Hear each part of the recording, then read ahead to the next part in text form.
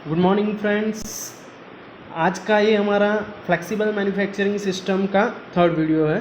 Right, last जो दो videos हो गए, दो लेक्चर्स जो हो गए, उसमें हमने सीखा कि फ्लेक्सिबल मैन्युफैक्चरिंग सिस्टम क्या है।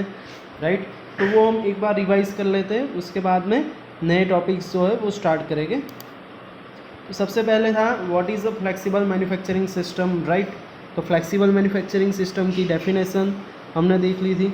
ओके, उसके बाद में उसके बेसिक कंपोनेंट्स देखे थे और एक वीडियो देखा था। उसके बाद में एक एप्लीकेशन कैरेक्टरिस्टिक्स ऑफ एफएमएस देखा था, जिसमें medium product variety and medium production volume अगर कहीं पे है तो वहाँ पे हम फ्लेक्सिबल मैन्युफैक्चरिंग सिस्टम जो है वो यूज़ कर सकते हैं। राइट, तो ये कुछ हमने डिस्कस किया था। उसके बाद में फ्लेक्सिबिलिटी इन मैन्युफैक्चरिंग, ये मोस्ट टाइम पे क्वेश्चन था। मैंने बोला था कि फ्लेक्सिबल मैन्युफैक्चरिंग सिस्टम में कौन सी फ्लेक्सिबिलिटी रही है। राइट, तो उस जगह पर ये चीज़ यूज़ होती है। ओके, एंड उसके बाद में हमने देखा था फैक्टर्स इन्फ्लुएंसिंग, ये बाकी रहा है एक टॉपिक, उस वो हम लास्ट में देखेंगे। उसके बाद में ऑब्जेक्टिव ऑफ एफएमएस, तो ये हमने पूरा डिस्कस कर लिया था। उसके बाद में था advantages and disadvantages. Okay, so hope so आप सभी को इसमें कंप्लीट पता चला होगा। जिन जिन लोगों ने फर्स्ट जो हमारा चैप्टर कंप्लीट हुआ है इंट्रोडक्शन, उसके जो 3-4 क्वेश्चन थे, राइट, उसकी जो वर्कशीट जो थी वो अब तक सबमिट नहीं करवाई है, तो वो सबमिट करवा लो। जिसने नहीं लिखा है तो लिख लो। राइट, क्योंकि कहीं ना कहीं ये सारी चीज़ आगे जाके आपको कंप्लीट करनी है, तो एक साथ वर्क बर्डन रहे उससे अच्छा है कि आप अभी क्लियर कर लो। Okay, good. तो अभी जो हमारा नेक्स्ट जो टॉपिक है वो है ऑटोमेटेड मटेरियल हैंडलिंग। तो ऑटोमेटेड मटेरियल हैंडलिंग जो है वो डिफरेंट डिफरेंट जो चीज़ है उस पर डिपेंड है। तो ऑटोमेटेड मटेरियल हैंडलिंग हम किस तरह से करते हैं, तो उसमें फर्स्ट जो है कंपोनेंट वो है AGV, automated guided vehicle. Okay, कि जिससे हम क्या कर सकते हैं, ऑटोमेटेड मटेरियल हैंडलिंग कर सकते हैं। तो ये तीन जो चीज़ है उससे हम मटेरियल हैंडलिंग करते हैं। मैंने वीडियो में भी आपको बोला था कि ये तीन चीज़ जो है वो हम मटेरियल हैंडलिंग के लिए यूज़ करेंगे। उसमें जो एक व्हीकल था जो चल रहा था वो था ऑटोमेटेड गाइडेड व्हीकल। उसके बाद जहाँ पे हमारा पैलेट जो लगा हुआ था, अगर आपने फर्स्ट लेक्चर एफएमएस का नहीं देखा है तो एक बार देख लो, और लेक्चर बाय लेक्चर आप देखो, तो इजीली जो कुछ भी चल रहा है वो आपके माइंड में क्लियर हो जाएगा। बट आप डायरेक्टली ये थर्ड लेक्चर देखोगे तो वो मतलब आगे का जो है वो सारा कुछ क्लियर नहीं है, तो यहाँ पे सब कुछ बाउंस ही जाएगा। ओके, तो वो एक बार देख लो, वहाँ पे आपको थोड़ा बहुत क्लियर होगा। तो वहाँ पे मैंने बोला था कि वो जो वाइट जो चीज़ है उसको क्या बोलते हैं, पैलेट। और पैलेट जहाँ पे हम रखते हैं वो कौन सी चीज़ है, ASRS, मतलब automated storage and retrieval system. इन सभी को हम डीपली में स्टडी करेंगे। राइट, और ये दो जो है वो मोस्ट टाइम पे क्वेश्चन है GTU एग्ज़ाम के लिए। ओके, तो एक बार शांति से ध्यान रख लो कि भाई क्या चीज़ है, कैसे करना है। ओके, तो इसमें देखो ये पहला जो मोस्ट टाइम पे क्वेश्चन था वो था फ्लेक्सिबिलिटी इन एफएमएस, मतलब फ्लेक्सिबिलिटी इन flexible manufacturing system. Right, FMS का फुल फॉर्म याद रख लेना। तो वो एक मोस्ट टाइम भी क्वेश्चन था। दूसरा जो है वो है automated guided vehicle AGV। And third जो मोस्ट टाइम भी क्वेश्चन है वो है ASRS, automated storage and retrieval system.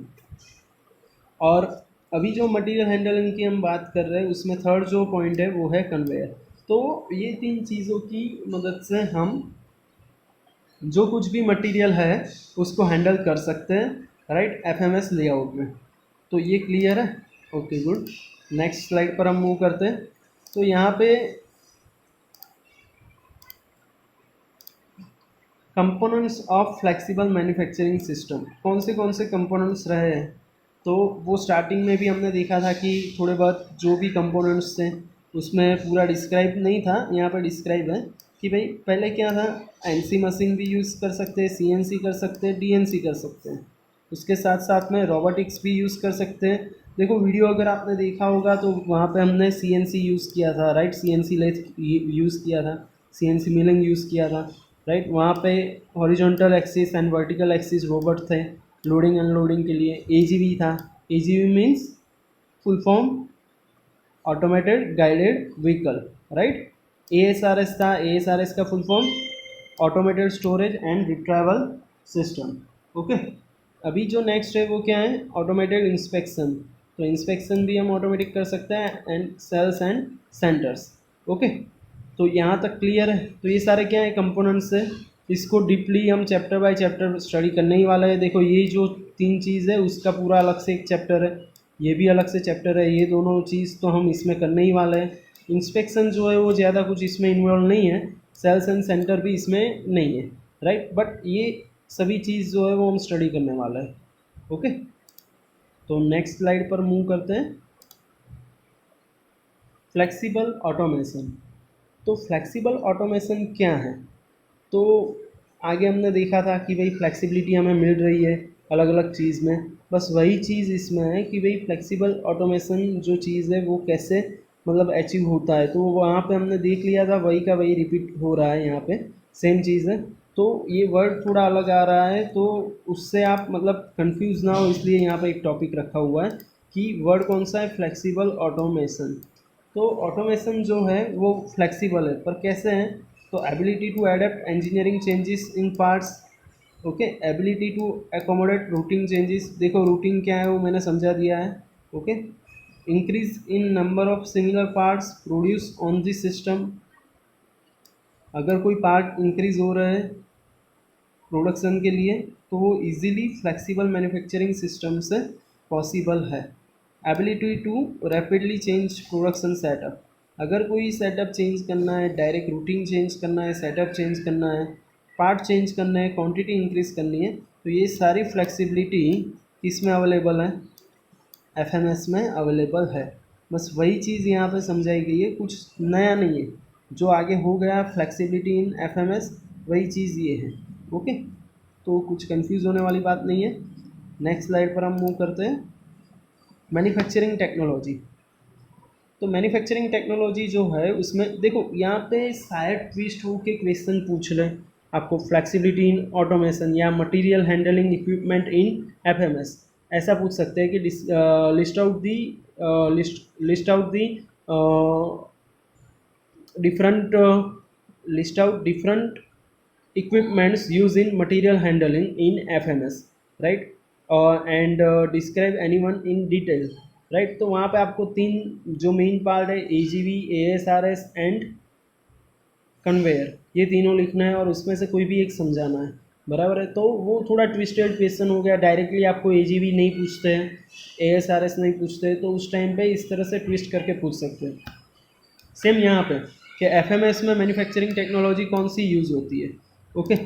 तो एफएमएस में मैन्युफैक्चरिंग टेक्नोलॉजी कौन सी यूज़ होती है, ऐसा कुछ पूछ लेते हैं, तो आपको कुछ कंफ्यूज नहीं होना है।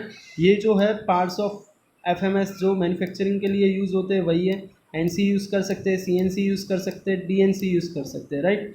तो ये जो 3 चीज़ है वही हम यूज़ करने वाले हैं, बराबर है। तो कुछ अलग है नहीं, ये जो है पूरे इनके चैप्टर से, इनके बारे में अगर आपको पूछ लेते हैं, 7 मार्क्स में पूछते हैं, तो उस चैप्टर में हम सीखेंगे, आप इजीली लिख पाओगे। यहाँ पे वो डिस्कस करने की कोई ज़रूरत नहीं है, ओके। डीएनसी क्या है, देखो ये फुल फॉर्म पता होने चाहिए। एनसी क्या है, न्यूमेरिकल कंट्रोल मशीन। सीएनसी क्या है, computer control machine, computer numerical control machine, right. DNC क्या है, so it is direct numerical control machine, okay. तो ये सिर्फ क्लियर होना चाहिए, बाकी जो है वो हम नेक्स्ट देखेंगे ही चैप्टर्स में। अभी चैलेंजेस विथ एफएमएस, के एफएमएस अगर हम यूज़ कर रहे हैं तो उसमें चैलेंजेस कौन सी हमारे सामने हो सकती है, राइट। तो उसमें जो फर्स्ट चैलेंज है वो क्या है कि डिटरमाइनिंग एफएमएस, मतलब ये एक तरह से क्या हो गए, इसके डिसएडवांटेजेस ही हो गए हैं कि अगर आप एफएमएस यूज़ करना चाहते हो तो आपके सामने कौन सी चैलेंजेस है। तो सबसे पहले कौन सी चैलेंज होनी चाहिए कि फर्स्ट जो है वो इकोनॉमिकली जो है determining if FMS is best production system for your company. पहले तो चेक करो कि भाई एफएमएस जो है वो आपकी कंपनी के लिए इकोनॉमिकली एंड सोशली बेस्ट है या नहीं है। तो इकोनॉमिकली मीन्स व्हाट, कि भाई economically and socially means what, कि भाई अगर आप वहाँ पे लेबर डिक्रीज कर रहे हो तो कोई प्रॉब्लम नहीं हो रही है। इकोनॉमिकली मतलब क्या है कि भाई कॉस्ट वाइज आपको कुछ प्रॉब्लम होगा या नहीं होगा, जो आपको आउटपुट मिल रहा है उस हिसाब से आप इनपुट डाल सकते हो। और यहाँ पे कॉस्ट जो है वो बहुत ही ज़्यादा होने वाली है, राइट। तो कॉस्ट वाइज अगर आप जो भी यहाँ पे इनपुट दे रहे हो वो प्रॉपर है या नहीं है, ओके। तो उसके लिए determining if FMS is best production system for your company और नॉट, ओके। सेकंड जो है वो possible expansion cost associated with implementing FMS. मतलब जो कॉस्ट है एक्सपेंशन अगर आप कर रहे हो, एग्जिस्टिंग ऑलरेडी है आपके पास कुछ, और उसमें आप क्या कर रहे हो, एफएमएस इम्प्लीमेंट कर रहे हो, तो एक्सपेंशन कॉस्ट क्या हो रही है वो भी आपको देखना है। And day to day maintenance in FMS, ये भी एक चैलेंज है कि भाई आपको मेंटेन प्रॉपर करना पड़ेगा, अगर नहीं हो रहा है तो भी प्रॉब्लम है। तो ये तीन जो मेन चैलेंजेस है एफएमएस के लिए। Now FMS layout is the most scientific question, okay. इस लेक्चर में हम पूरा एफएमएस लेआउट देखेंगे कि भाई लेआउट क्या है एफएमएस में और वो किस तरह से वर्क करते हैं, ओके। तो फ्लेक्सिबल मैन्युफैक्चरिंग सिस्टम में डिफरेंट डिफरेंट टाइप के लेआउट रहते हैं। तो एफएमएस अगर आपको कहीं पे लगाना है, एफएमएस सिस्टम से वर्क करना है कोई भी इंडस्ट्री में, तो आप पर्टिकुलर एक लेआउट सिलेक्ट करोगे और उसके बेस पर आप आगे बढ़ोगे, राइट। तो वो लेआउट क्या है और कैसे वर्क करते हैं, तो उसके लिए ये एक सिंपल फिगर जो है वो आपको पहले समझनी पड़ेगी। डिफरेंट डिफरेंट टाइप के लेआउट है। फर्स्ट जो लेआउट है वो है इनलाइन लेआउट। कौन सा लेआउट है? Inline layout, right. तो इनलाइन जो लेआउट है उसमें फर्स्ट जो है हमारा, यहाँ पे समझते हैं फिगर में कि यहाँ से पार्ट जो है वो एंटर हो रहा है, यहाँ से कोई भी पार्ट जो है वो क्या हो रहा है, एंटर हो रहा है, मतलब अभी प्रोसेस स्टार्ट होने वाली है, ओके। तो ये गाइडेड व्हीकल है, लोडिंग अनलोडिंग यहाँ से हम कर सकते हैं। तो यहाँ से कोई भी पार्ट जो है वो गाइडेड वे से आगे बढ़ रहा है, यहाँ से वो पर्टिकुलर ऑपरेशन के लिए जा रहा है, ऑपरेशन हो गया कंप्लीट, आगे निकल रहा है, यहाँ पे जा रहा है, आगे निकल रहा है, यहाँ पे जा रहा है, ओके। तो ये क्या हो गया, एक इनलाइन लेआउट हो गया कि एक ही लाइन में प्रोडक्ट जो है वो आगे बढ़ सकता है और रिटर्न आ सकता है, ओके। तो उसके लिए कोई दूसरी लाइन नहीं है। तो मतलब incoming round and outgoing line, मतलब लोडिंग एंड अनलोडिंग लाइन क्या है हमारे लिए, एक ही है, राइट। सो ये जो कन्वेयर है हमारे पास, ये जो कन्वेयर बेल्ट है वो दोनों साइड मूव हो सकते हैं, एक फॉरवर्ड डायरेक्शन एंड एक रिवर्स डायरेक्शन में, ओके। तो इनलाइन लेआउट बेसिक क्या है, अभी आप ये थोड़ा बहुत रीड करोगे तो आपको समझ में आ जाएगा। यहाँ पे देखो लिखा हुआ है कि भाई अलोंग द स्ट्रेट लाइन, यहाँ पे जो भी टूल्स होंगे वो कैसे रहेंगे, स्ट्रेट लाइन में रहेंगे।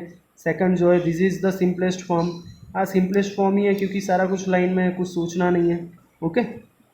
The parts move in well defined sequence, जो सीक्वेंस है उसमें पार्ट जो है वो मूव करेंगे और दोनों डायरेक्शन में मूव कर सकते हैं, forward and reverse. The part handling at the individual, हाँ ये देखो कि हैंडलिंग जो है वो इंडिविजुअल वर्क स्टेशन पर हो रहा है, एक ही वर्क स्टेशन है, वहाँ से ही लोडिंग अनलोडिंग का हैंडलिंग हो रहा है, राइट। मतलब यहाँ पे जो है पैलेट चेंजर लगाया हुआ होगा कि वो पैलेट चेंज कर सकें लोडिंग एंड अनलोडिंग के लिए। पैलेट क्या है वो मैंने आपको वीडियो में बता दिया था कि भाई ये ध्यान रखना, ये चीज़ पैलेट है, ओके। तो एक बार अगर वो फर्स्ट जो हमारा लेक्चर है उसका वीडियो नहीं देखा है तो देख लेना उसके बाद में। तो मतलब क्लियर हो गया इनलाइन लेआउट क्या है कुल मिला के, ओके गुड। तो इनलाइन लेआउट में मशीन्स जो है वो लाइन में रहते हैं, प्रॉपर सीक्वेंस में वर्क जो है वो लोडिंग अनलोडिंग होता है, single direction movement forward and single direction movement for the reverse.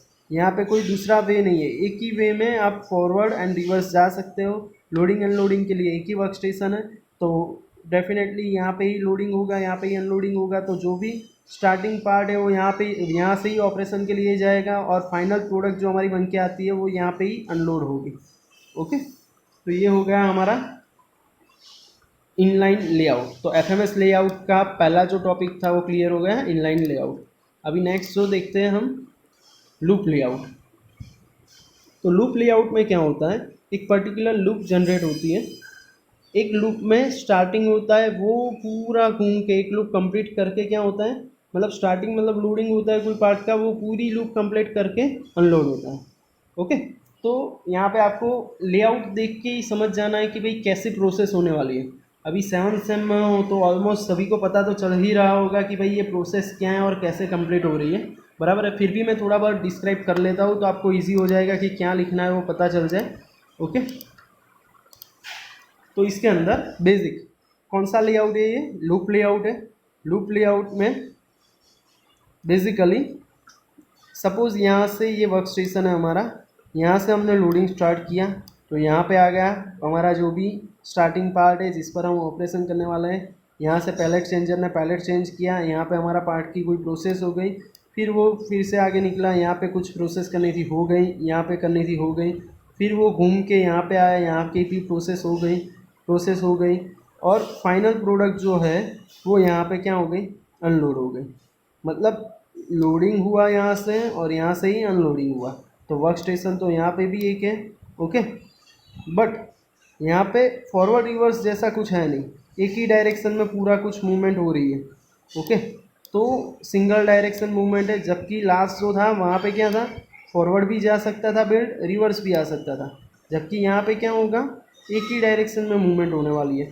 तो इसीलिए हम इसको, और हाँ स्टार्टिंग जो है वहाँ पे घूम के पार्ट पूरा क्या आ रहा है, एंडिंग भी वहाँ पे ही हो रहा है, इसीलिए जो नाम है वो क्या है, लूप लेआउट है। ओके, और दूसरा अभी इसमें हम रीड कर सकते हैं कि भाई in this system work station are arrange in loop, obvious loop layout है तो मशीन जो भी लगेंगे वो कैसे लगेंगे, लूप में ही लगेंगे। ओके, उसके बाद में है parts generally move in a single direction, जैसे मैंने बताया कि डायरेक्शन कैसी रहेगी, सिंगल, रिवर्स तो आने ही वाला नहीं है, सब कुछ एक ही डायरेक्शन में जाने वाला है। Okay, and it has also ability to stop at defined position, तो वो तो रखनी ही पड़े, तभी वो कहीं पे वर्क, सपोज़ यहाँ पे वर्क करना है, यहाँ पे वर्क करना है तो स्टॉप तो करना ही पड़ेगा, ऐसे तो वर्क होगा नहीं। Okay, for the purpose of moving part, conveyor to the workstation may be carried by means of secondary part exchange such a pallet changer। तो यहाँ पे पैलेट चेंजर देखो लास्ट में भी था, यहाँ पे भी है, तो पैलेट चेंजर तो रखना ही पड़ेगा। ओके, पैलेट चेंजर अगर नहीं रखोगे तो क्लियर नहीं होगा कि कैसे वर्क हो रहा है। ओके गुड, चलो तो ये क्लियर है। तो दो लेआउट हो गए, कौन से हो गए, एक जो था वो इनलाइन और ये जो सेकंड है वो है लूप लेआउट। अभी थर्ड जो है वो है लेडर लेआउट। तो लेडर लेआउट मतलब क्या है कि लेडर मतलब क्या होता है, step by step upward direction में होती है हर एक चीज़, राइट। तो वहाँ पे ये देख रहे हो, सपोज़ ये ऐसा सोच लो हमारे लिए ये फर्स्ट फ्लोर है,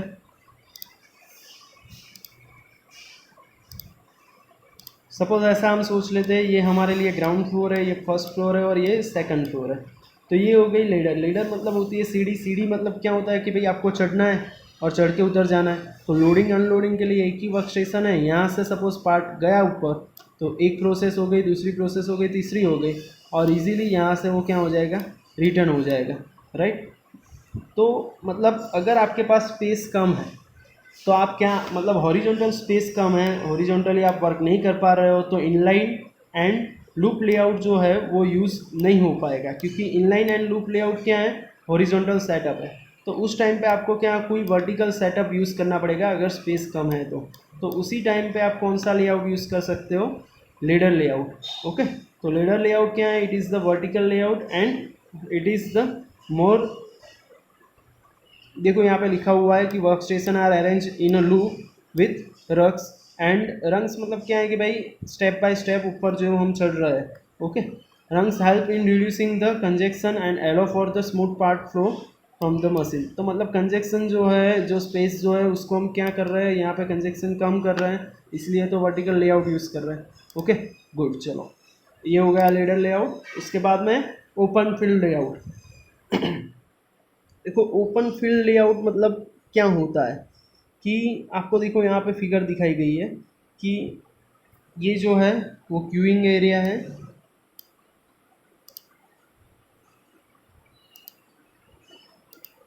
ओपन फील्ड लेआउट की अगर हम बात कर लें तो यहाँ पे आपको दिख रहा है ये जो है वो क्या है, क्यूइंग एरिया है।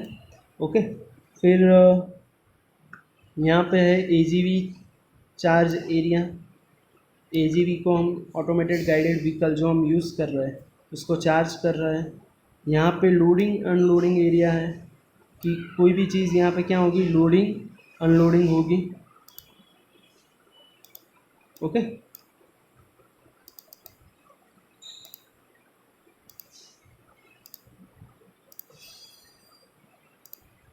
फिर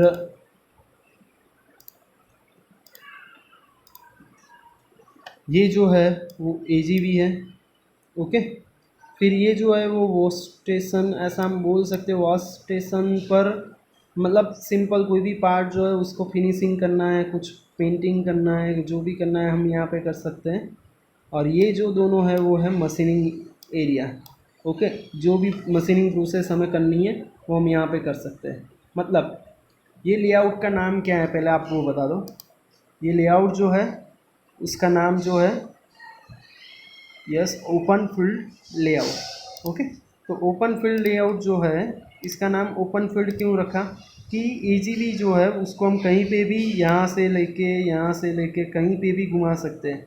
और कोई भी फील्ड मतलब यहाँ पे क्या है अलग अलग एरिया डिफाइन कर दिए है। जैसे हमारी वर्कशॉप में क्या होते हैं डिफरेंट डिफरेंट शॉप्स रहते हैं। जैसे मैन्युफैक्चरिंग शॉप है, प्रोडक्शन शॉप है, फिर फिटिंग है, राइट। तो उस हिसाब से यहाँ पे मशीनिंग के लिए अलग अलग एरिया डिफाइन किए होते हैं। AGV जो है वो पर्टिकुलर एरिया पे जाता है, वर्क कंप्लीट करता है, फिर इंस्पेक्शन के लिए जाता है। इंस्पेक्शन के बाद यहाँ पे क्यूइंग एरिया में आ जाता है, राइट। तो पूरा कुछ जो है वो सेटअप क्या है ओपन फील्ड है। जहाँ पे भी हमें AGV ले जाना है बस वहाँ जाके रख देंगे। कोई फिक्स लेआउट नहीं है कि भाई single direction double direction. AGV को हमें जहाँ पे घुमाना है वहाँ पे हम घुमा के काम करवा सकते हैं।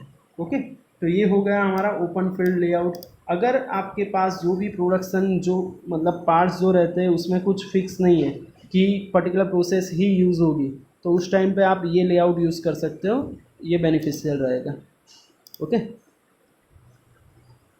तो आज का लेक्चर यहाँ पे ही कंप्लीट करते हैं। कहाँ तक कंप्लीट हुआ? FMS के लेआउट्स एक बार रिवाइज कर लेते। पहला जो था वो इनलाइन लेआउट था, एक ही लाइन में सिंगल डायरेक्शन में मूवमेंट, एक ही वर्क स्टेशन, लोडिंग अनलोडिंग वहाँ पे ही होगा, पैलेट चेंजर्स अलग से दिए होते हैं। अनलोडिंग लोडिंग के लिए एक ही वर्क स्टेशन है, सिंगल डायरेक्शन।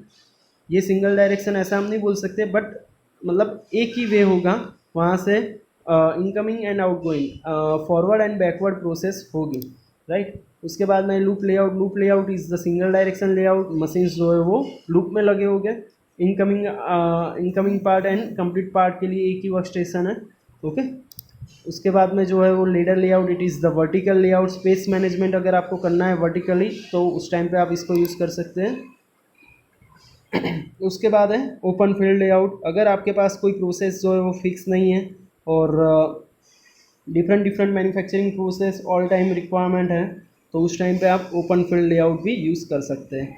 तो अगर 7 मार्क्स में अगर ये क्वेश्चन पूछा जाता है एग्ज़ाम में तो आपको सारे लेआउट्स ड्रॉ करने हैं और ड्रॉ करने के साथ साथ आपको एक्सप्लेन भी करना है। ओके। तो लेआउट याद रख लो। नेक्स्ट लेक्चर में हम 2 most IMP question AGV and ASRS study करेंगे और वो बहुत ही इंपॉर्टेंट चैप्टर्स हैं। तो आपको वो शांति से देखना है कि भाई AGV क्या है, उसके टाइप्स कौन से हैं, ASRS क्या हैं। तो वो सारा कुछ स्टडी करेंगे। इसमें भी अगर कुछ प्रॉब्लम है ये लेआउट्स वगैरह में तो आप मुझे क्वेश्चन कमेंट में लिख सकते हो या मैसेज भी कर सकते हो। Thank you very much to attend the lecture.